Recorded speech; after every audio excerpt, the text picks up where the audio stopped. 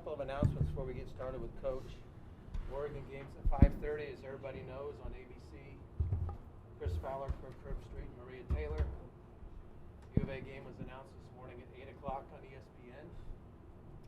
If you haven't gotten your seating needs for both these games to Doug Tamero, please do that. It's going to be at capacity. Pay attention to the Pac-12 Player of the Week at 1 o'clock today. And after this, we'll have wrestling in here with Coach Jones and a couple of the student athletes. When you're ready for questions, raise your hand. We'll get a mic to you. State your name and your affiliation. First, right off the bat, we lost George Lee for the rest of the year with a knee, so his season's over with. We're going to miss him dearly. His leadership, his ability to play football helped us a lot. So our prayers go out to him as he's going to have surgery, obviously. Oregon, obviously very experienced football team on both sides of the football. Really good defensively, don't give up a lot of points. Play a lot of man-to-man in the secondary. That'd be a good test for us. Offensively, pretty balanced. They've got a veteran offensive line. They like to run the football. Quarterback, obviously, is very talented, one of the better quarterbacks in the country. So we'll have our hands full with these guys. Our deal is real simple. We have to stop playing from deficits. Last 3 losses, our defense has given up about 28 points average in the first half. We're only scoring 14.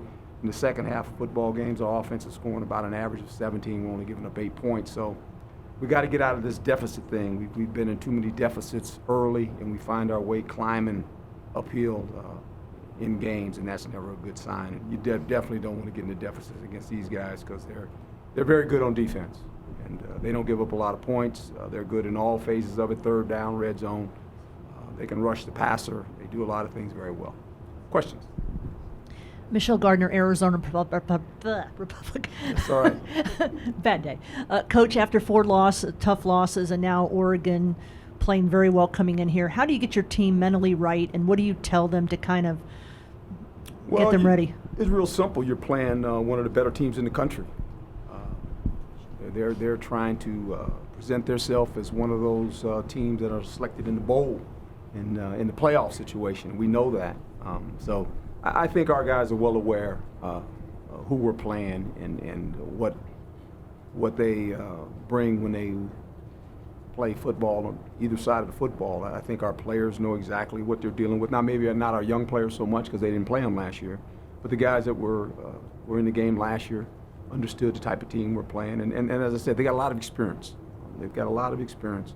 They played together for a long time. I think of their defense, 8 of them are juniors and seniors. So they've played together. Offensive line has played together for a while too. Quarterback came back for another year, obviously. So they're a really good football team. So that's what our players know. Hod Rabino, Devil's Digest. Herm, after the game, you said that the decision to go the 2-point conversion was because you felt momentum was on your side. Yeah. In your opinion, what's the difference between having momentum going for a 2-point conversion rather than having momentum being okay with the game going into overtime and building on that same momentum? Well, I wasn't trying to tie a football game. We went on an 11-play drive for 90 yards. I felt like we had the momentum of the game going. And when I looked at it, it was very simple. For me, it was we've gone 90 yards. We converted a 4th and 8 for a touchdown. We can't make 2 yards. We can't make 2 yards. We just went 90 to score. And then when you make it, you put them in a position where all of a sudden they got about 1:40 left, 2 timeouts, and you put the onus on them. And their kicker hadn't been kicking well. So if you look at the last 3 series of defense, we stopped them actually 3 times. So I wanted to put the pressure on them. And I'm not playing to tie.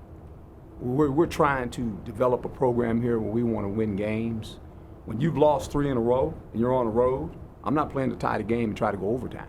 I don't want to do that.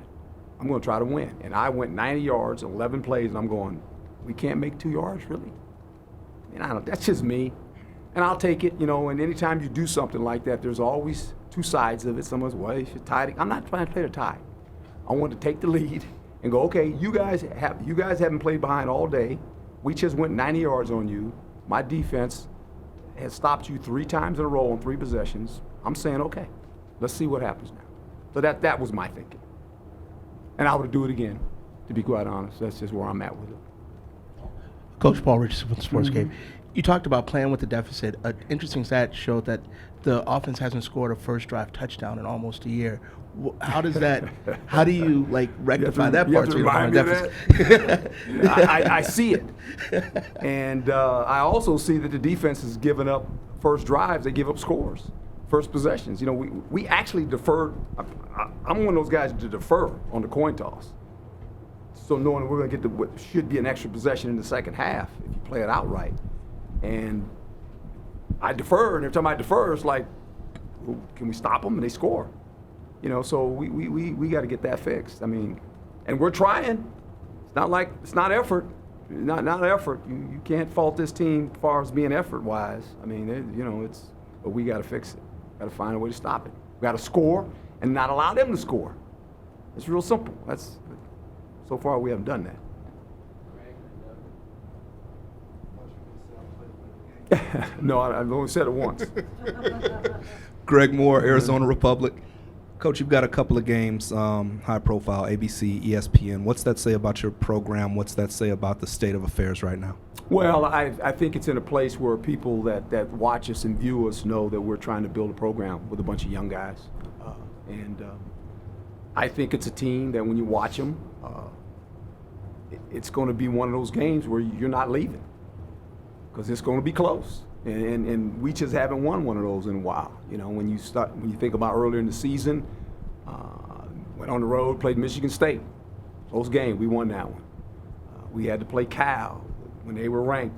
Pretty good football team, close, we won that one.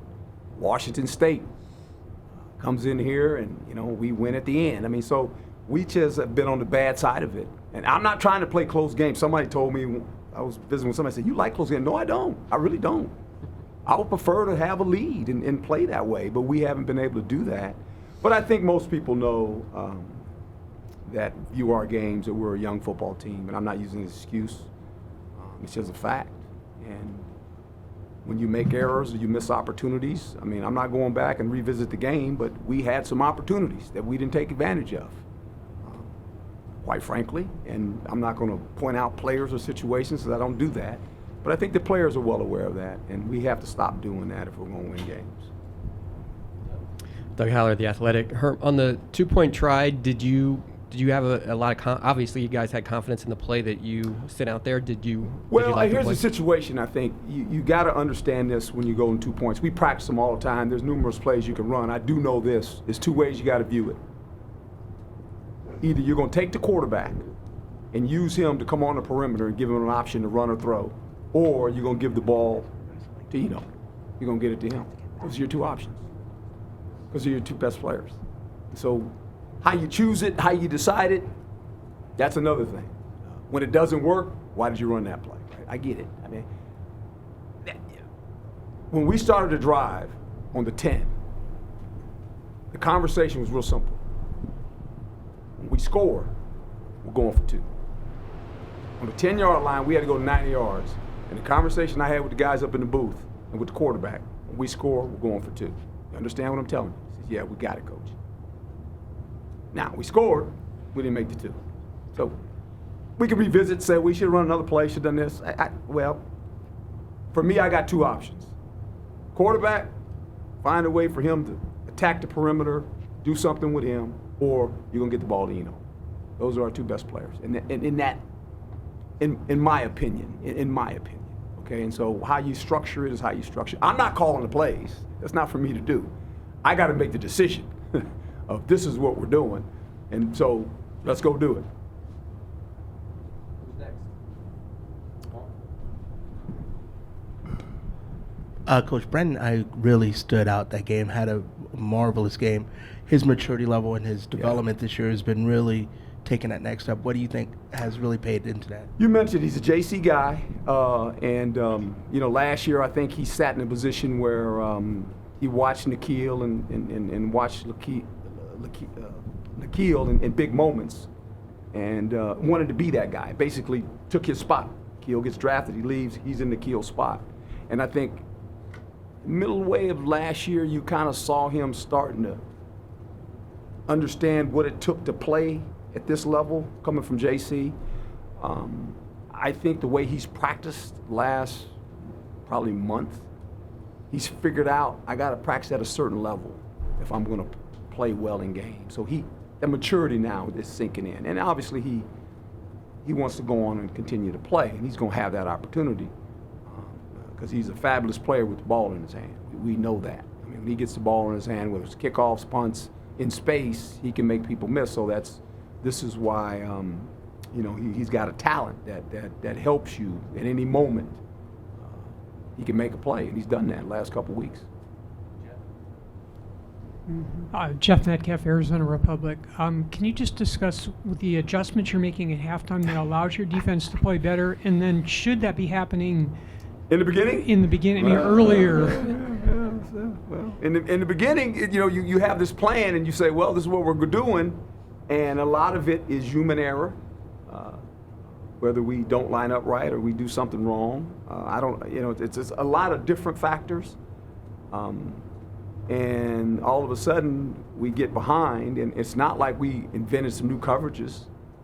We played maybe a little bit more cover 2 in the second half to alleviate the double moves and all that stuff, the big passes, and that kind of slowed them down. But the problem is when you play a 2-shell, you're light in the box. So you got to stop the run. This is a balanced team, especially in 12 personnel. They could run the ball and play action pass. That's what they want to live in. That's when they present problems to you. So we were able to play cover 2 and still stop the run, which was good, and that's hard. So they got to give the players credit for that. So that was a little bit of it, and we made some plays. We just made some plays on third downs and got off the field, and then our offense got going. Our offense started moving the ball and scoring, and confidence of the team got going, and we just felt like we're going now. Let's go. We just, like all of those games, I always say you run out of time. Just ran out of time. When you run out of time, you run out of time. Greg Moore, Arizona Republic. Coach, can I get your thoughts about the Pac-12 as a whole?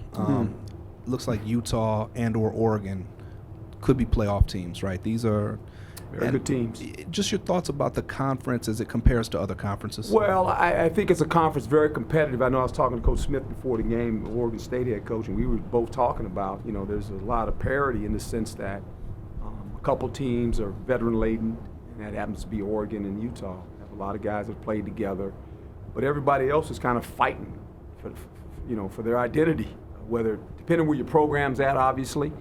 And so that's why any Saturday something could happen.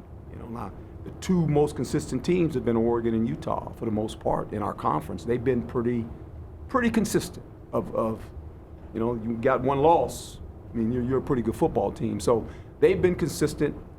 Their programs have been built. I mean, when you look at the players that are playing for them, they've got experience, and that always helps you when you have experience, especially when you're in a conference where any week anything can happen.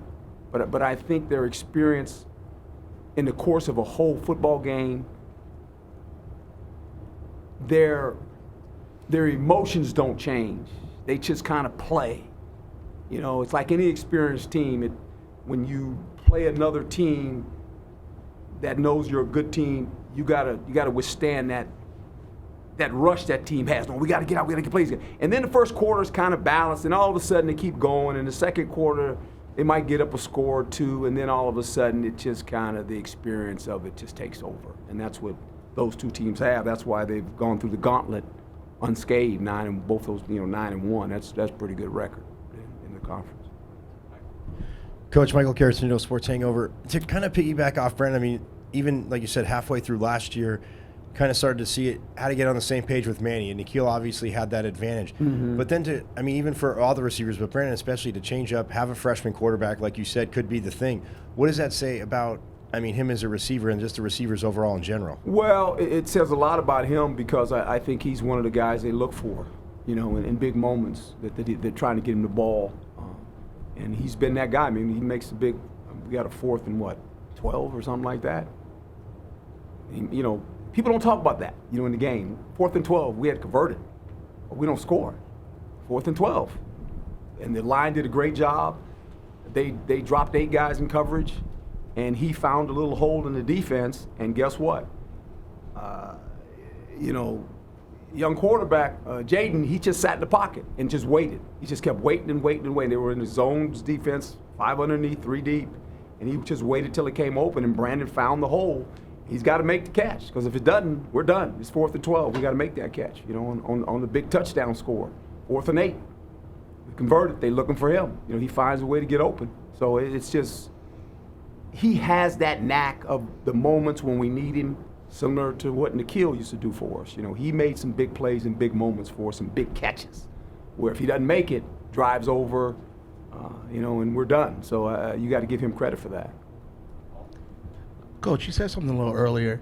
You said that when we scored a touchdown, we're going to go for 2, but you didn't call the play. Has there ever been a time where you didn't call the play, but you overrode the play call for something that you... Yeah, I mean, there's some times where you go, no, I don't think we should do that one, you know, but it was discussed. I mean, it was, like I said, it was at the 10-yard line when we had the ball. This is what we're doing.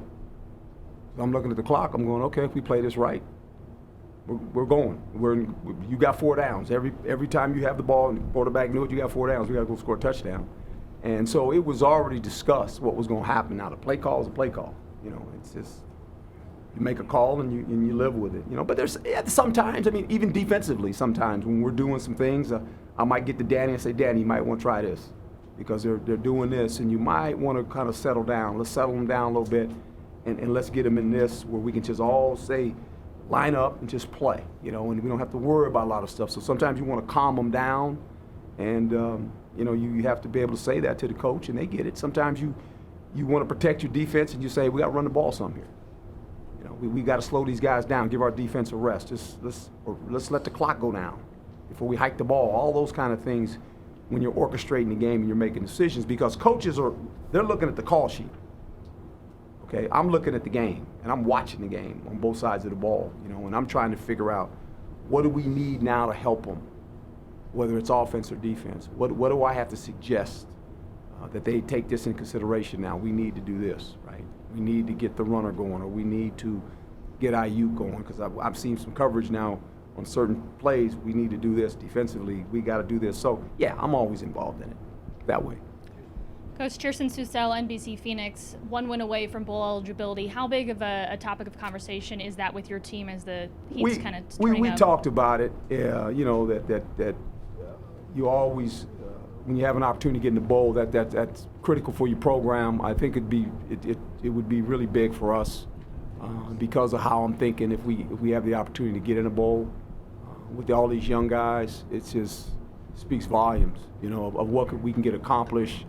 Those extra days of practice, all that stuff helps you, you know, and there's obviously a rule that freshmen coming in, you know, that are coming in the spring, they can actually practice.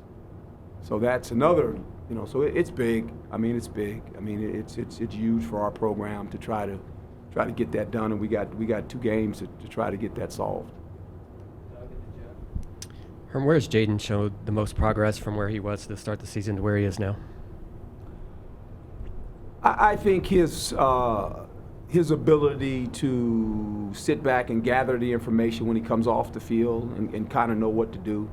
You know, he's pretty wise in his youth as far as looking at things. I think the game that he didn't play helped him, to be quite honest, because he got to sit away from it and go, okay, it's slowed down for him now. Now, does he do everything right? No. I mean, and we talked. I told him, you know, the one decision he made, and there's a couple, but the one, when we're at the plus 35, we're in 4-down mode. Well, we got to get it to inside the 25 to kick a field goal. You can't take a sack. You got to throw the ball away. And he knew when he came off the field. He said, "Coach," I said, "I got it, but you know, this is where we're at. You know." And he said, "Coach, we're good." He comes in. He came in. You know, comes in Monday. We sit and talk. We go over the game. And I said, "That's the one." And I know you're trying to make plays with your legs, but this is and that's what happens to guys that are athletic. They can extend the play, extend the play, but eventually know when the journey's over. And just, you got to throw it away. Because we're going to go for it on fourth down. But when we got there, I had to punt. I can't go for it now. Now I'm 4th and 25 or something like that, and so you can't do it. So I'm trying to score, get in field goal range at that point. Because all of a sudden, that's big. It's a big part of the game. And so he understands that, but he gets caught in trying to make a play. It's unique because when they call timeout on the 4th and 8, I'm sitting there and I go, hey. And he goes, Coach, I know. I said, what am I going to tell you? He says, if it's not open, I know, Coach, I can run for the first down. I said, exactly. I said, just if it opens up and you just don't want to open, you got to go get it. Just like Michigan State, right? He said, yeah, Coach, I got it. I said, okay. So we were on the same page, because I went out on the field and said, look, now it's 4th and 8. This is it. This is money time. I said, if it ain't open, he said, Coach, I can make it. I said, okay, good. So we're on the same page. He gets it. You talked about maybe trying to calm things down sometimes on a given play, but from a head coach perspective, when you've lost 4 games in a row, what do you do to kind of keep things going on course, your team doesn't get too panicky and that sort of thing? Well, I thought we held our emotions pretty good. I mean, I always look at fouls. We had a couple fouls on special teams. We had the one false start. I think we had 3-4 fouls. I think 3 of them on special teams. A couple of them, we ran into the guy. We tripped and ran into the guy, but I think the guys are understanding that.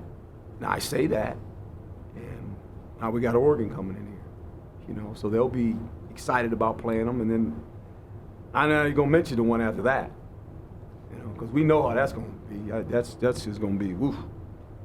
That's going to be a whole different attitude, right? But I just think the more they play, and when they're in these situations, the more it becomes normal for them. That's what it has to be. It has to become normal, where you go to the line, but you don't cross it.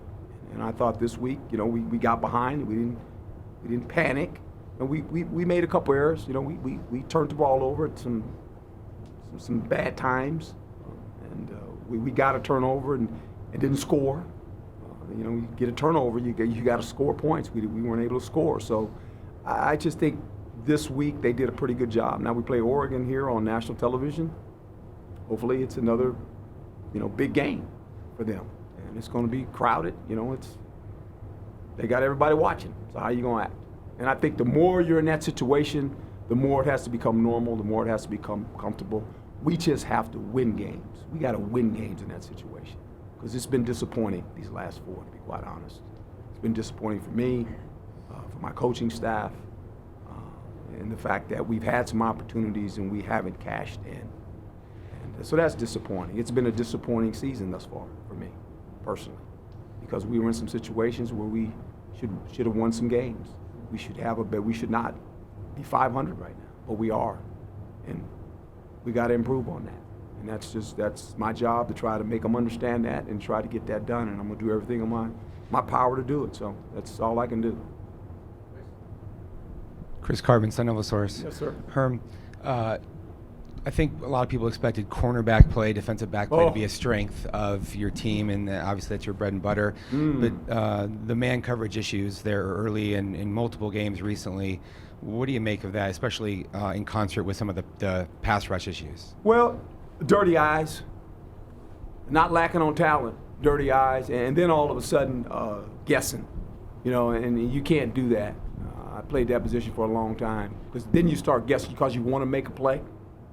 They got you. Now they got you going both ways. You got dirty eyes, you're not keying in what you're supposed to look at, and then you start guessing on play. We knew they were going to run double moves. We ran double moves all this week. And we knew the formation. We knew when it was coming. We practiced on it. We knew when they crossed the 50-yard line, guys, it's coming. I'm hollering it out before they even ran around. I'm on the sideline hollering out. I'm like, hey, man, this is what they're going to do. Okay? And they did it, and we didn't cover it very well. At second half, we were better. We slowed it down, but if our corners can't play good, then we're going to give up big plays, because the way it's built. And that's anybody's corners. I mean, we were fortunate enough, we made some big plays. And college football is about that. It's about guys that play out on the perimeter. When the ball's in the air, if they can't play the ball, you got problems. then the only thing you can go to is some sort of cover 2, right? And if you do that, if you can't hold up against a run, then you got a problem because your box is short. You're short one guy. And so there lies the problem. You mentioned it. If you got to rush 5 guys, 6 guys to get a rush, you can't play zone defense. You got to play man defense. And so, you know, all those things kind of mingle together, and that's why when you're a little lacking on certain areas, you're going to get exposed. Great rush always helps the secondary. You see it when anybody's got a great rush, and you know this as a corner or a guy that plays in the secondary. There's this clock in your head too. You're going when the ball's hiked, you're going ball's out. When you got a great rush, I mean, I played on some teams with a great rush. You know, when I was in Philly, and I'm 1001, 1002, ball's out, because if they waited to 3, it was sacked. And so you know that, and I just think that always helps you. And if you can't do it with 4, then you got to do it with 5. And now everyone gets a one-on-one. And if you can't do it with 5, then you got to do it with 6. Well, you just open the box up more, and you put all the pressure on your corners. That's the life you live when you play defense. Coach, what have been your thoughts about changing up maybe the base personnel, snatching the DB out, putting another linebacker in, walking somebody up? What have been the conversations like? We've done that. We play in a system now where there's 5 defensive backs. We use one of them as a glorified linebacker because you got to be able to cover and play in the box. What we've done, we've been short a little bit. We had to put Kobe at safety, right? So Kobe's kind of playing safety. Hopefully this week he doesn't have to do that because he's one of our better corners. He's very consistent. We had 4 linebackers in there this week in certain packages. You know, we put 4 linebackers and took the safety out. So we've done some things to try to help us. You know, we're trying to piecemeal some things because of we're a little short at certain. Now we lose George. That doesn't help us because he's experienced. He's an experienced guy. You know, he's played a lot of football games. So I'm not making excuses. That's the fact. And so with that being said, some young guys, these next 2 weeks are going to have to play better and help us. And the only way they play better and the only way to get experience, they got to play. And so that's what we're dealing with. Yep. Coach, with 5 guys being late and you had to take them out to start the game, do you worry that maybe guys are losing focus or maybe losing priority? No, I don't think that. I just think some of those guys was a little bit disappointing. Some of them were older guys, you know, and I'm not a rule guy. I'm a standard type of person. And the one thing that I've always said, and the number one thing you better understand, you have to be on time for everything. Turn in your papers that are due, come into practice. Wherever you go, just be on time. And I think, to me, when that's not done, then you're hurting the team because we're waiting on you. This is a game of you have to be on time, right? And so discipline needs to be handed out. And I think when you have a young team with so many young guys, they got to understand that. That's real important. And if it's not, what are the consequences? So you got to do something. And so now they see these are the consequences. Coach will actually not play you. Yeah, that's right. And I don't care who you are. Doesn't matter. Because we're trying to develop a program. If all these freshmen are looking at those guys and going, oh, well, I could be late because I'm the starter. No, you can't. You can be on the bench. We're trying to grow these young guys into men. And the first thing you better do in life is always be on time for everything you do. Because when you're not on time, to me, something's more important. Well, it can't be more important. Because this is what you chose to do. You're a student athlete. Your student affairs, make sure that's all taken care of. When it comes to football, be on time. Wherever you're supposed to be. It's not that hard. We don't have a lot of, like I said, I'm not a rule guy. And everyone's on the same satellite. So you can't say you're on a different standard time, because you're not. You can't say your watch didn't work. It works. Your phones change over. Say, hey man, change is over. I don't know what to tell you. It used to be back 20 years ago, well, my watch stopped. I didn't turn my watch over. You don't have to, man. It does automatic. So just be on time. It ain't that hard. I mean, you know, part of what you got to do, you got to do it. No big deal to me. Thank you. Folks, have a good day. Thank you. Be on time. Yeah.